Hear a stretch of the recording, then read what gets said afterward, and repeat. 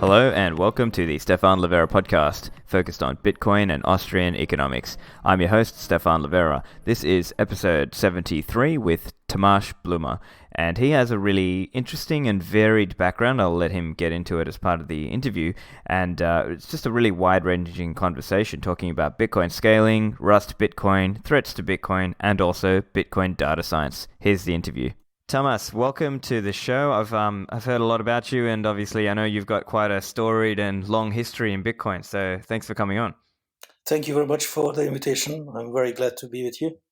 Excellent. So look, I know some of my listeners might not know as much about you, and I know you've recently done a lot of work with Adamant Capital and data science, but I know you've got a bit of a history in Bitcoin. Can you just give the listeners a bit of a background on yourself? I started quite early with cryptography. I had an interest in it and worked on PGP long back in the 90s. And then I worked in investment banking, creating pricing models for credit derivatives and similar, which later on crossed again my career. And then did trading automation there, portfolio risk management, and very lately I worked on a ledger system of a big investment bank, and that's where I basically met Bitcoin and recognized that that's actually the ledger that really sparks my interest. So I quit there and built Bitcoin enterprises. The very first one was Bits of Proof, which was an implementation of the Bitcoin protocol in a manner that was more suitable to integrate in an enterprise system. I had the idea at that time that this could be offered as a service. It certainly didn't work out, but it helped me to deploy a few interesting services, like I created an exchange and a payment system, and also the very first backend of the Trezor hardware wallet was basically powered by Bits of Proof. Then I used the software to run one of the biggest mining operations at Cointerra, which was quite an experience from that industry. Unfortunately, this got busted by the low Bitcoin price in 2014. Then I joined Digital Asset, which was at that time led by Blight Masters, who I knew from the very early days of investment banking. And at Digital Asset, I worked mostly on how to combine the Bitcoin type of ledger, what they call the blockchain, with a smart contract language that we were developing a Digital Asset that I think is really outstanding, to deploy this in traditional financial services, like the ASX exchange, which is the Digital Assets ASX project is probably one of the or even the biggest real life deployment of the technology. Then I quit a Digital Asset for purely for health reasons. And that is also the reason why I'm only working on open source projects at the moment. This and work on economic models with Adamant Capital, where I'm an advisor of. That's basically my short story. Excellent. And I can see from that you have a very varied background, right? You came from this banking world, but then you've also developed software for using and interacting with Bitcoin, and then in the mining world as well. So quite a varied experience there. But I think it might be interesting as well just to chat a little bit on your thoughts around Rust Bitcoin, because I know you're working on that alongside some others such as Matt Corello and Andrew Polstra and some others.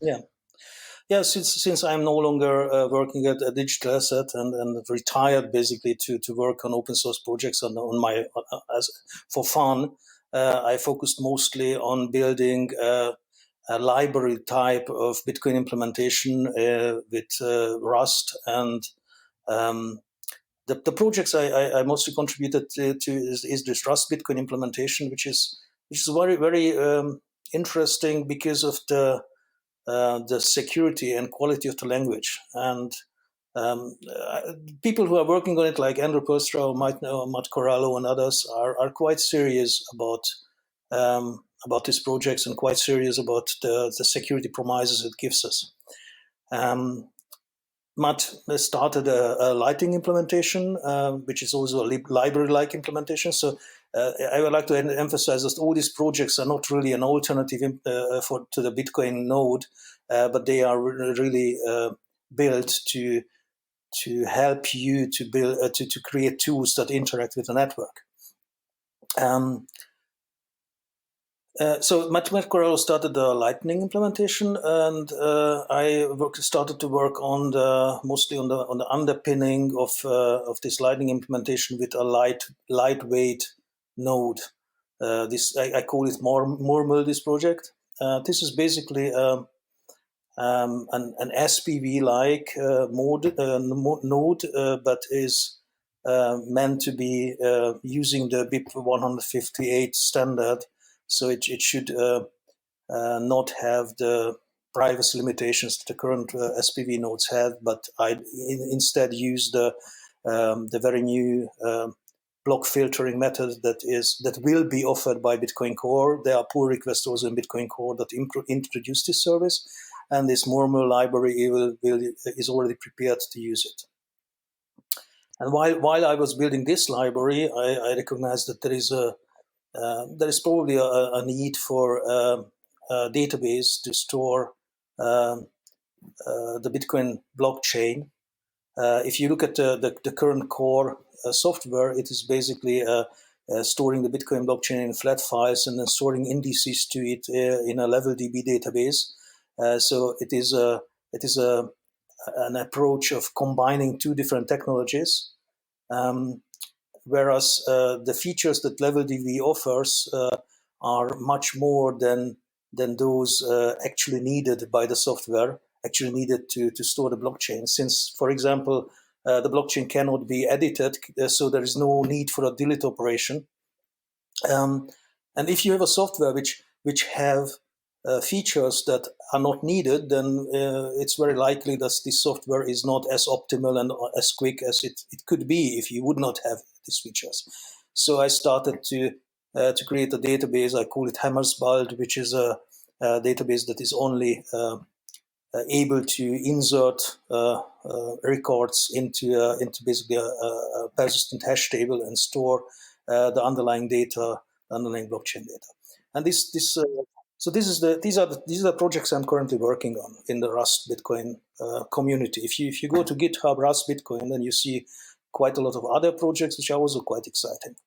Excellent. And just with the Mermel, could you outline a little bit there? So my understanding there is that there's BIP 157 and 158. One relates to the compact block filtering, and I think the other one, does it relate to the serving of them? Or could you articulate there how Mermel interacts with that? 157, 58, one is describing basically the network protocol, and another is describing the actual construction of the filters. So they are quite tied to each other. And what Mormel is doing is using this network protocol to communicate with a Bitcoin node as soon as the Bitcoin nodes will be able to serve these compact block filters, and also is implementing the reading and writing of these compact block filters. The reading because it's needed to be able to filter them, and the writing because as I develop the software, I needed something to test against. Since the Bitcoin Core node is not yet serving these block filters, I also added the capability to Mormel to serve them just for test purposes. So it's basically running against itself. Yeah, okay. And then how does some of these projects play into your vision of how Bitcoin will scale? Well, I do think that Bitcoins will scale into smaller and smaller and more special purpose devices. So I pretty much understand why it is very important that we have lots of full nodes and that we have a community, an enthusiastic community that ensures that the forest of full nodes enforces all the rules of the network. On the other side, it is quite likely that we will have to be able to build software for restricted devices, which would also like to connect to the network, and do it in a manner that is, even if it's not as trustless like communicating with a Bitcoin node, but it's still not depending on central services or like the current infrastructure, which is mostly using Electrum servers, for example. There are people who think that connecting to an Electrum service is secure, but that's quite. I think it's quite a misunderstanding. It's probably even worse than doing SPV. The most frequent critic on an SPV node like that is normal is that it might just basically blindly follow the miner by not checking other rules. That this is also not quite true, because what set of rules such a node really proves is not limited to the proof of work. So for example, Murmel includes the Bitcoin consensus library from Bitcoin core node. So it is basically shares the same code base checking transactions than the code that is checking transactions in a Bitcoin core node. So it is capable of doing additional checks on transactions that are not covered by the SPV proof that was originally proposed by Satoshi, but it's going much further than that. Right. So let me just paraphrase that for some of the listeners who might not be as familiar. So in the Bitcoin community recently, there was some debate around this whole SPV versus neutrino. And one example, actually, Nicolas Dorier came out with this idea that's saying, oh, look, I actually don't mind if you hold your key, like, so to speak, from his own selfish point of view. He didn't mind if people held their coins at an exchange, because then at least the risk is not to the system. It was localized to that user. Whereas he was saying, look, if you use a wallet that blindly follows SPV, then there is a risk that, let's say, if SegWit 3x happens, that your wallet will just blindly follow what the miners do, creating that risk there that the miners would try to, let's say, create some fork of Bitcoin. And if people are not, doing the correct, running their own full node, then the SPV wallet will sort of blindly follow. Now, as I understand you, Tamass, you're saying essentially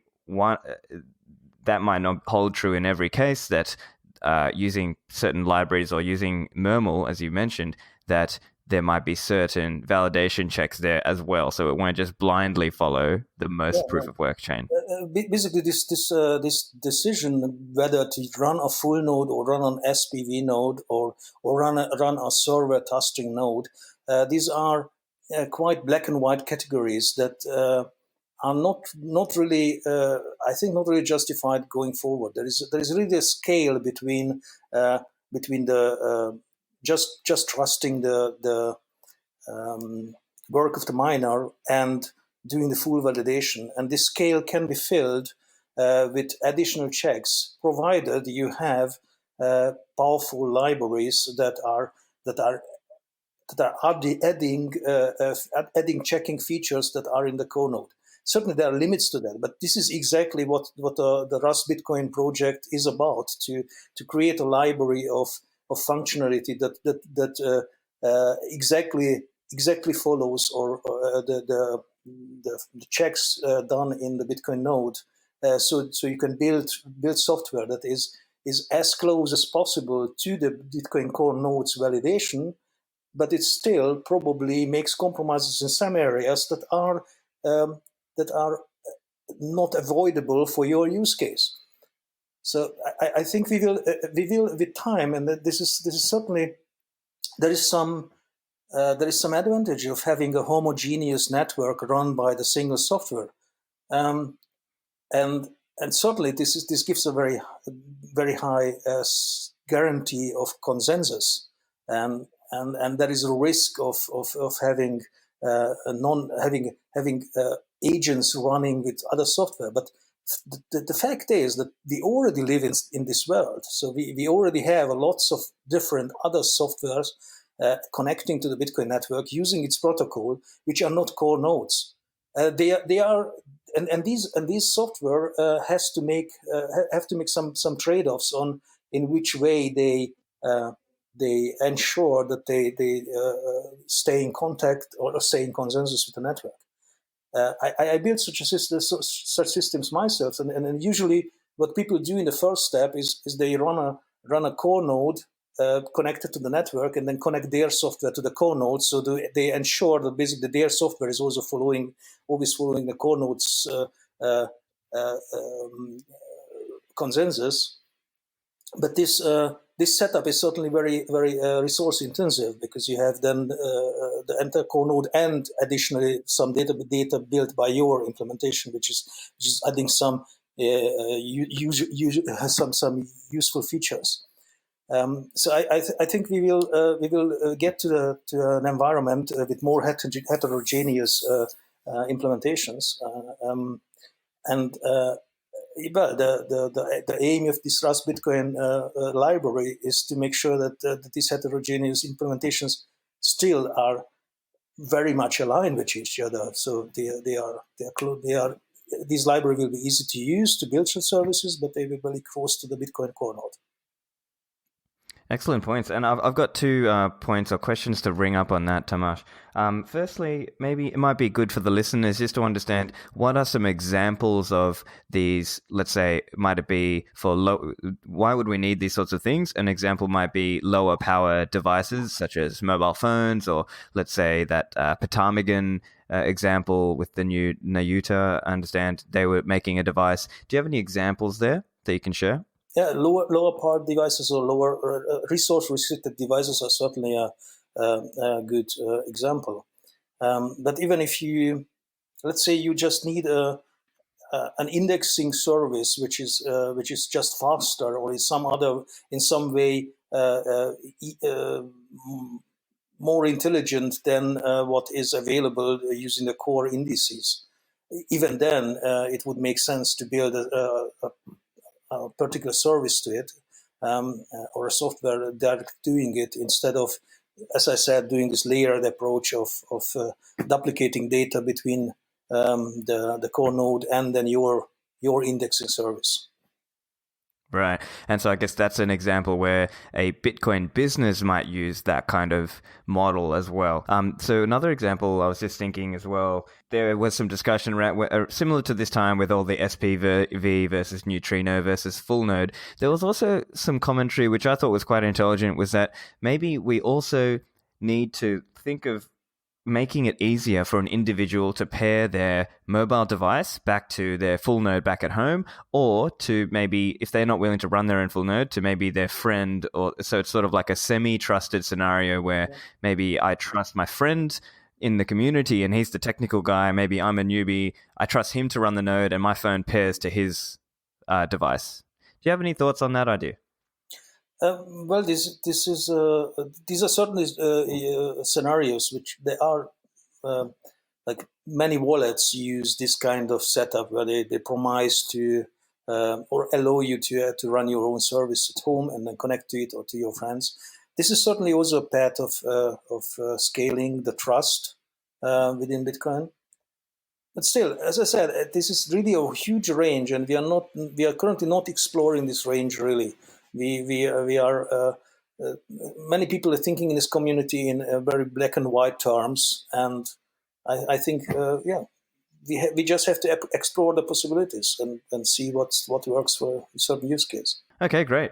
So let's now talk a little bit about threats to Bitcoin. Now, you've been around for a while. I think you might have some interesting insights to share. Did you have any thoughts on potential soft forks that could happen, or reorgs that could happen, or as threats to Bitcoin? Yeah, in our previous topic, we already discussed basically one of the biggest threats of Bitcoin is breaking the consensus, splitting the network, and I think that there are a few misconceptions there too.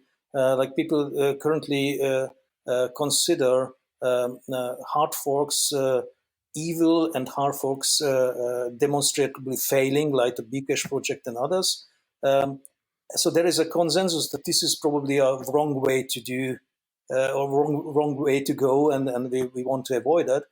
But I think there's a misunderstanding as if soft forks would be much safer. That's not really true. So soft forks can just as well split the networks as hard forks. We had basically,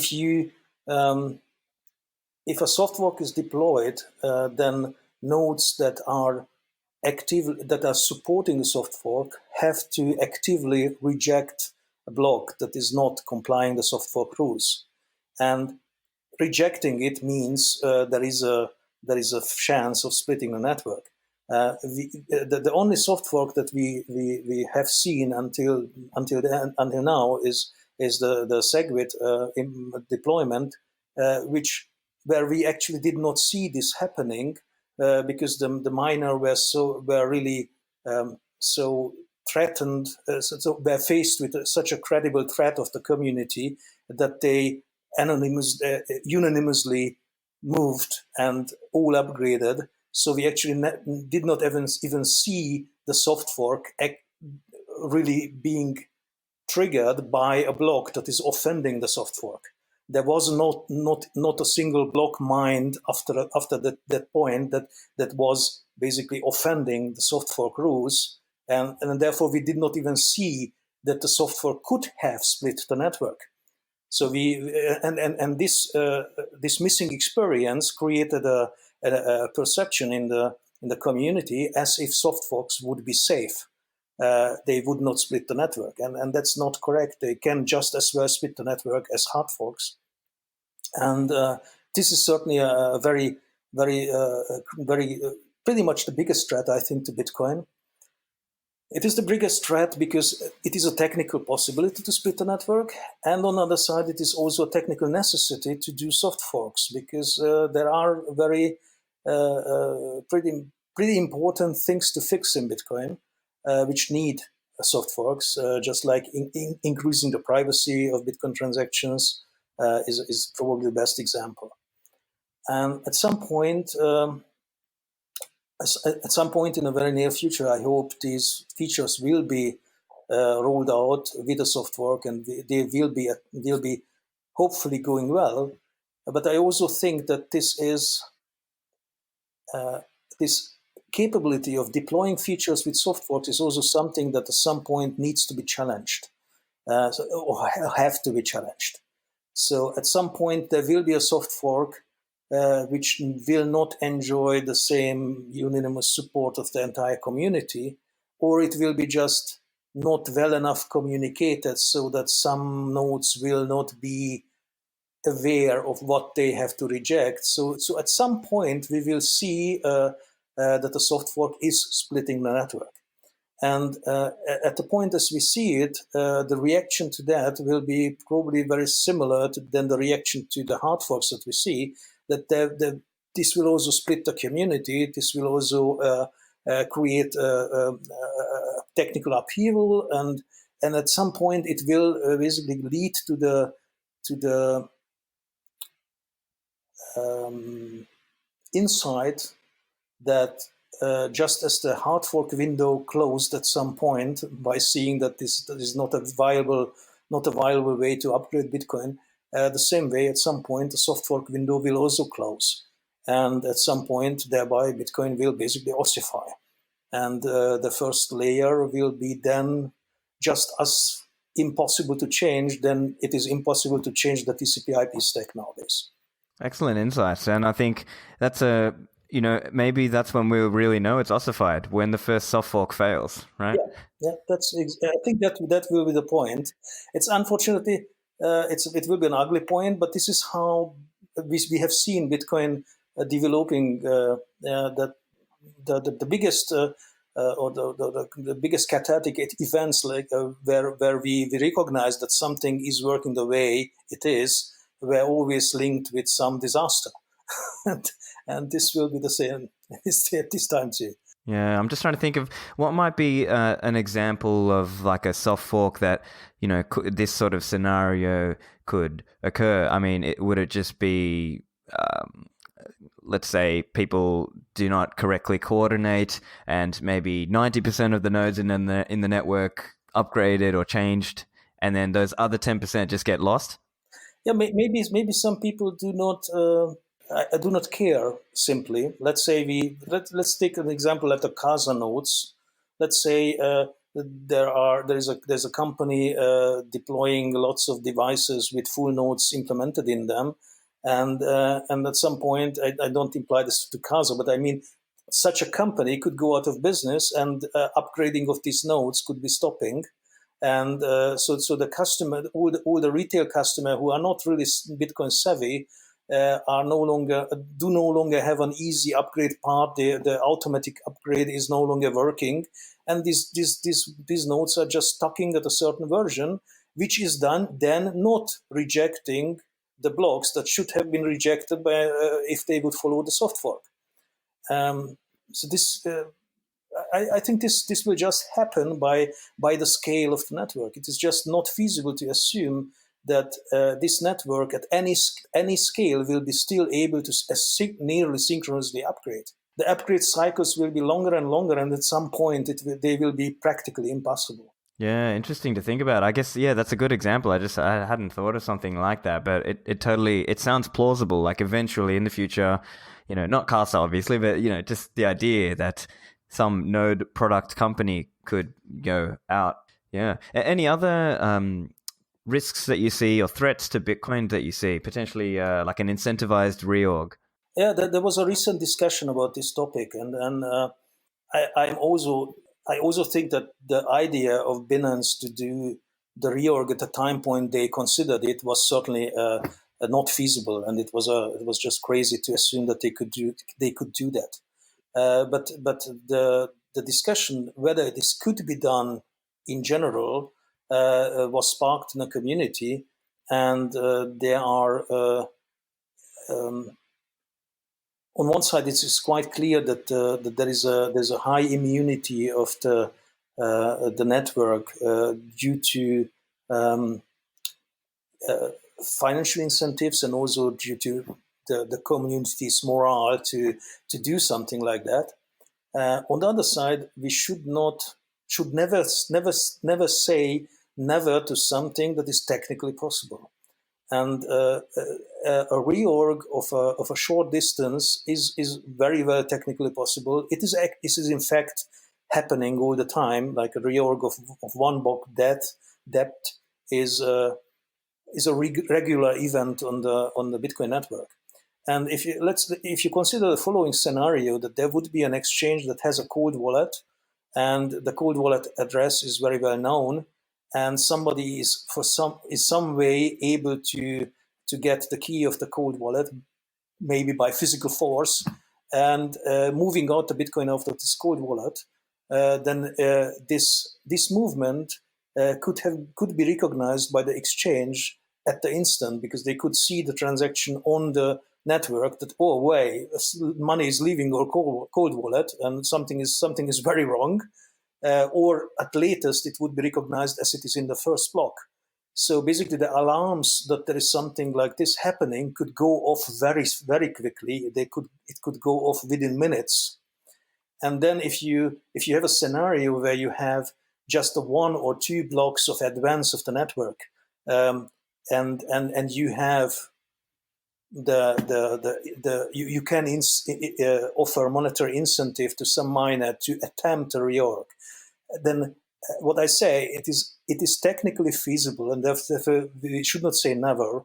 And in such a short time frame, it is, I think, even practically feasible, because the time frame would be too short to trigger the immune system of the community. It would be too short to it would be easy to offer for a very short time frame of very high financial reward to those who are participating.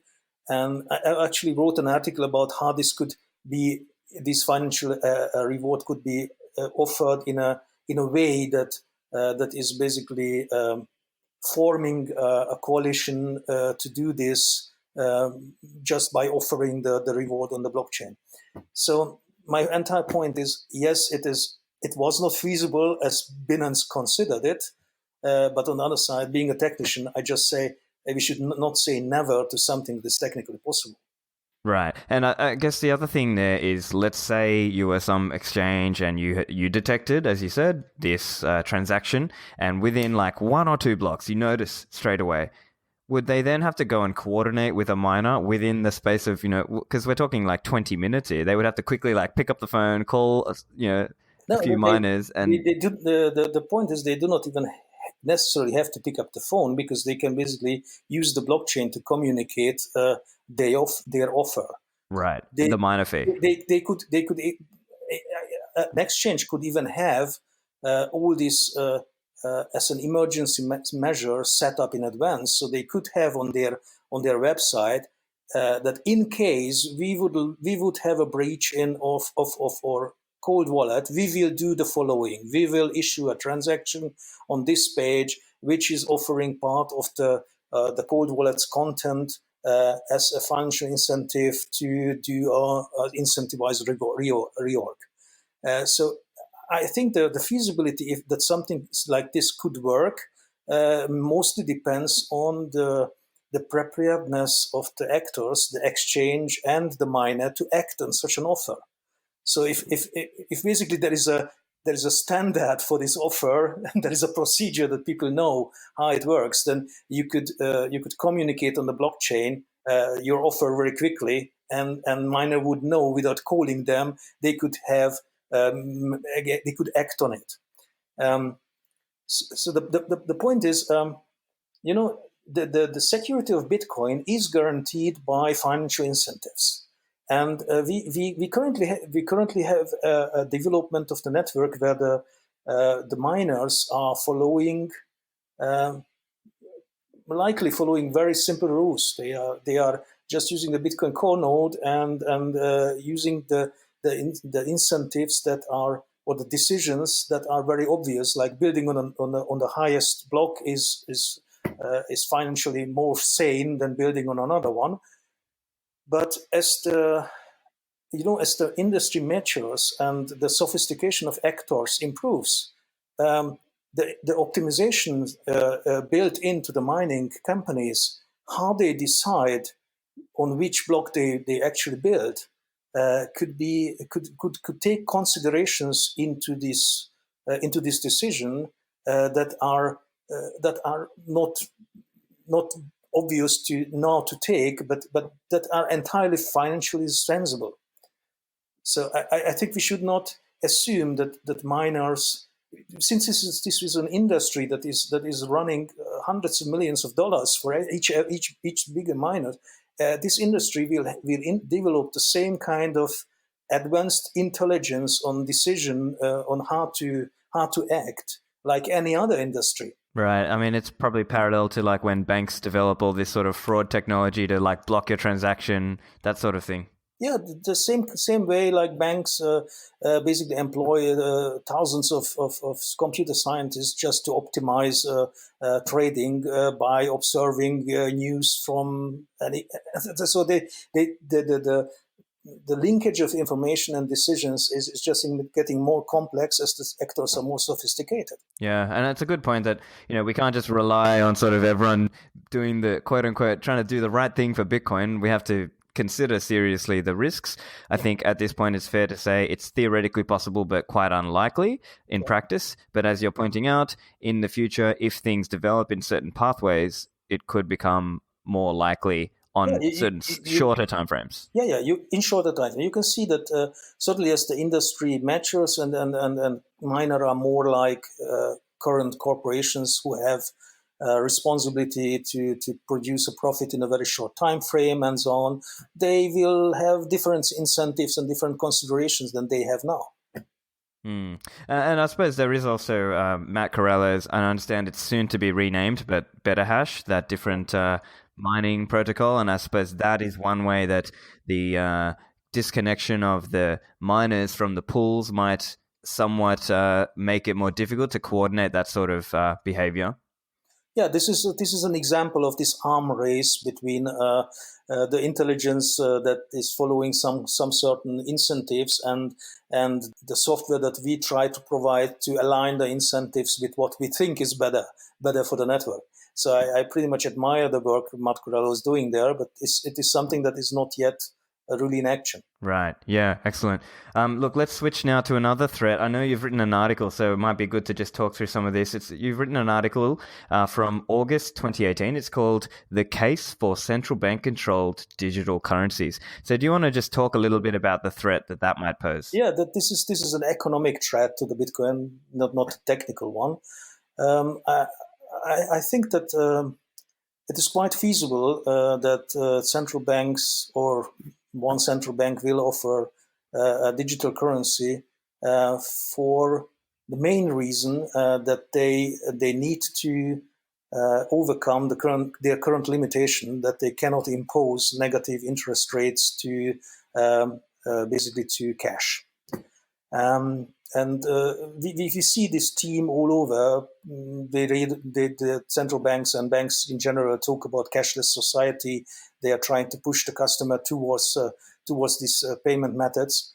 And the main motivation, the real motivation behind this is not like money laundering and tax evasion and so on, but the main motivation is to be able to impose negative interest rates, and this is very important to the entire system because it is the only way central banks currently can press money into the market by offering it as a loan, but these and the interest that basically is imposed on money is basically the price of money.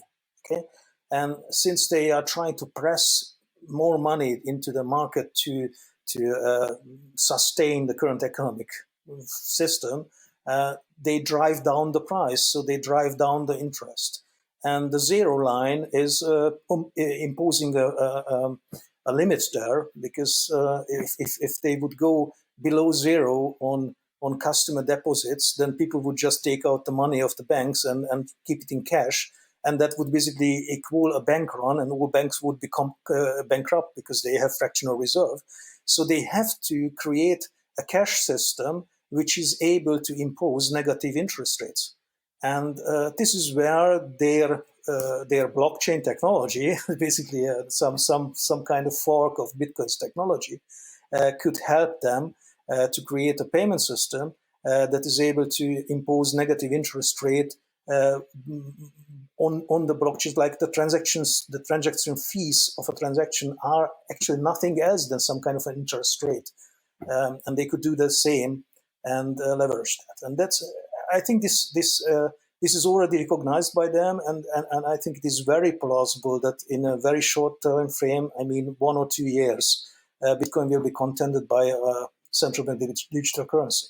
Some economists kind of have this crazy idea of, hey, let's go to negative rates and try to keep things sustainable. But the other question then is, how resistant will societies be? So, for example, I was just recently in Japan, and I've noticed they're very much a cash-based society, but other societies are very cashless.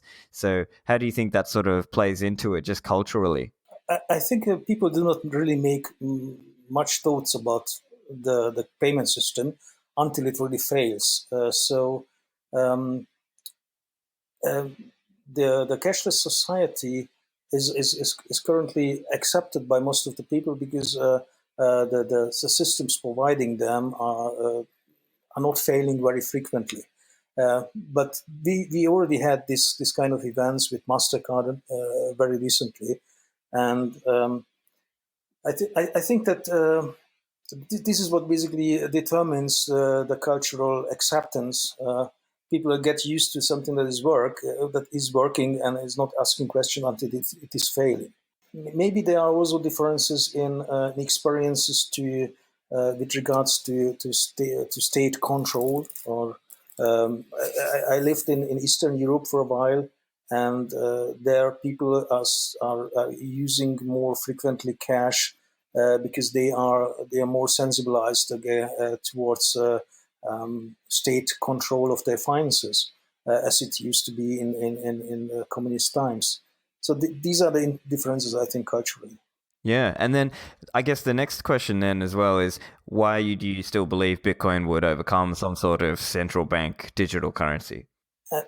As I said, I think central bank digital currencies will come because they need it. It is the question if where Bitcoin will find its place in this new world of competing offers. I think that people are generally lazy, taking the simplest the simplest to use approach, simplest to use offer, and therefore, if they do not, if they do it right, then the central bank digital currency might also get a wide usage between in ordinary daily transactions, but still, people who would want to like there's a theory of good money and bad money, and that bad money drives out good money. So people might definitely still use Bitcoin as a savings method, even if the central bank of a digital currency is very convenient to pay at some stores. So this is about people, but there I think there is the central digital currency cannot probably compete with Bitcoin is more in the realm of the technology. The bank system, central banks thinking is always human centered. They think about users who are paying and users who are responsible for everything. But use cases that are automating economic interactions between processes and between devices will more likely use a system like Bitcoin that is not linked to identities, not linked to persons. So these are the areas where I think the competition will run, and areas where maybe Bitcoin will have a head start ahead of the digital currencies of central banks. But it's hard to tell. It's at least we should be aware that there will be a competition. Yeah, excellent insights there, Tamas.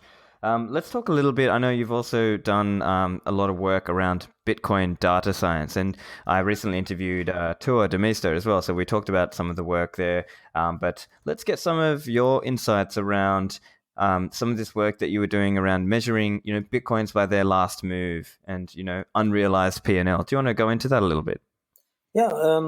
Well, I looked at Bitcoin blockchain also in a from an angle which I was taught in on the trading floor, looking at Bitcoin as basically a collection of transactions that are buying and selling Bitcoins between basically what we see on the Bitcoin blockchain is a record of Bitcoin transfers. We don't see the other leg. We don't see what people get for the Bitcoin, but we see that they are transferring it. And my idea was there to impose the same ideas to Bitcoin transactions than you would do to regular trading transactions. Since Bitcoin is not only recording when a transaction takes place, but it is also recording what is the particular Bitcoin moved. So when was this particular Bitcoin last moved? You can actually calculate a P&L individually by every transaction, since you can value the Bitcoin at the time point it was last moved and at the time point now where it is moving, and you can calculate a P&L, a profit and loss that this transaction means to whoever did this transaction. If you aggregate all this profit or loss together, then you basically end up with a market cap, because that's the sum of all the Bitcoin movements, and individual P&Ls sums up to the market cap.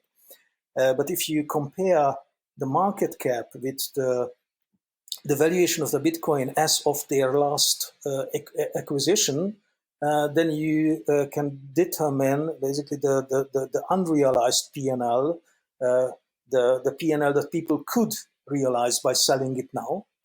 And this unrealized P&L tells us a lot about the emotional state of the Bitcoin holder, because you can basically see if in total the Bitcoin holder are currently sitting on an unrealized loss or an unrealized profit. And this is a very important indicator that I proposed and then was used by Adamant Capital's latest newsletter or latest paper. It's called Bitcoin Heavy Accumulation Phase. So this really helps us it helps them, and I'm an advisor of them, so it helps us to time the market. And another concept, that this is an interesting concept, another concept I developed is I called it the liveliness. The Bitcoin liveliness is basically a ratio of Bitcoin days burned in a Bitcoin days burned until a point with all Bitcoin days ever created. So you could say if you could calculate what would be the total number of Bitcoin days if there was never ever been a Bitcoin transaction, and you can calculate what is the burn until now. And if you calculate the ratio of these two measures, then basically you come up with something that I call a liveliness. I call it liveliness because it's a measure between 0 and 1, and liveliness of 0 would be a blockchain where you have an initial coin offering and never ever a transaction. And the liveliness of 1 would be a blockchain where in a single block all coins are moving. So this is basically gives you a measure of how active a certain blockchain is, how economically active a certain blockchain is. And it's also a measure that is very difficult to forge, because if you cannot just take the same coin and move million times. That doesn't really add up to liveliness, because the same coin cannot acquire new days to burn, and therefore the subsequent wash transactions do not really change the liveliness measure. So the liveliness measure is very, very useful to first look at the Bitcoin, but it's also very useful to look at other currencies. I personally proposed this measure, but I'm not really interested into looking into other coins. I hope somebody does it and implements the liveliness measure for Bitcoin Cash and other shit coins. We would definitely see a huge difference to Bitcoin. But the liveliness measure is very, very useful within Bitcoin already, because you can also take the reciprocal meaning of liveliness. You could say what is not live is something that is hodled. So you can take the liveliness measure and calculate a kind of measure of coins that are not moving, that are hodled by long-term investors or have been lost. And if you look at these changes of liveliness within a short period of time, then you could, by calculating differentials between the liveliness, you can basically calculate the movements of the hodled coins. And this is also a method that I proposed and now is used by Adamant Capital to time the market. So we can observe with the liveliness measure the movement of the hodler, who are probably most influential actors in the Bitcoin economy. So it helps us to see how they are basically acquiring or accumulating or liquidating positions. Okay, thanks for that explanation around liveliness. And I think particularly interesting was this point you made around measuring the individual P&L of a specific output as it moves on the blockchain. And then another complexity that I think you touch on is this complexity of dealing with large custodian moves, because that can give a so-called false signal. Yes, the liveliness is certainly flagging movements of custodians, considering them as being basically hodlers. The cold wallets look like hodlers. And these moves can, and I think I proved in a certain case, actually trigger market reaction. I'm quite sure that I'm not the first one who thought of measuring the movement of hodlers, eventually not with the liveliness, but with some similar measure.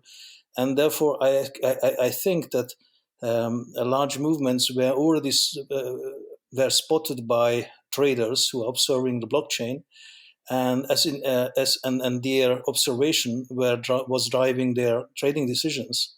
And this is what we could see, in my opinion, in last December, where Coinbase was reshuffling their cold wallet, and this cold wallet reshuffling was quite obviously triggering a sell-off in the market. I think this is mainly because the fact of the reshuffling was communicated after the fact, and even though Coinbase was basically bragging that they executed this huge move in a very very coordinated and stealthy fashion, that was not actually the case, because the blockchain does record all these moves, and if somebody was observing a measure like the Liveliness, he would have probably traded on it. So this basically teaches us that movements of large stashes of Bitcoin on the blockchain can have market moving effects, and therefore they should be communicated in beforehand. Interesting stuff, because then it's sort of this stewardship argument that it's this blockchain as a commons and certain aspects of transparency that an exchange should undergo, but then at the same time there might be certain risks that poses as well to their own hot wallet and their private, their own security setup as well. I think another interesting thing that comes up with this whole discussion around liveliness, and I think this actually came up for the listeners, this came up on my discussion with Tour de Meester as well, but I'd be interested to hear your take on this as well, was if we get into the psyche of the investor or the hodler, and they are underwater for a few years, or maybe not underwater, but they're down from their all-time high. And then what was it that you noticed that as the price crept back up to what was the previous all-time high, was that you noticed that some of those hodlers were now kind of cashing in or locking in some gains? Can you articulate there? Yeah, the liveliness measure also gives us information of their shift of investment behavior, and it actually shows us what was intuitively assumed beforehand, that most of the hodlers were accumulating bitcoins during the bear market phase of 2014 and 15 and 16. And they actually began liquidating their positions once the new market high was reached. What is interesting to see that the liquidation was actually triggered quite early. So there were quite a few hodlers who were really riding the bull market to the end, but most of the liquidations happened actually early in the bull market phase. And then after the crash in beginning or end of 2017, we again saw that accumulation is taking place, and this is what is articulated also in this report. Basically, we think that Bitcoin is currently in a heavy accumulation phase. Fantastic. And I think one corollary there, so again, past performance, etc., is not the same as future performance. But if we were to assume that same kind of psyche were to apply, then if we see the price of right now sitting around 8,000 USD as we record this in May 2019, if the price were to now come back closer to 20,000, which was the previous all-time high, then we might anticipate another round of selling by some of the OG or the hodlers. Well, if history is a guide there, then we could assume that. But fortunately, we have the liveliness measure, so we can basically observe this in real time. So we can see, we will see pretty much if it is really happening or not. Yeah, excellent insights there. And I think it might be interesting now if you have anything to share on perhaps any future Bitcoin blockchain data science that you're looking into at the moment. Well, I'm currently looking into the wealth distribution of Bitcoin. This is a topic that lots of people are interested in it, and then also creates lots of criticism around Bitcoin.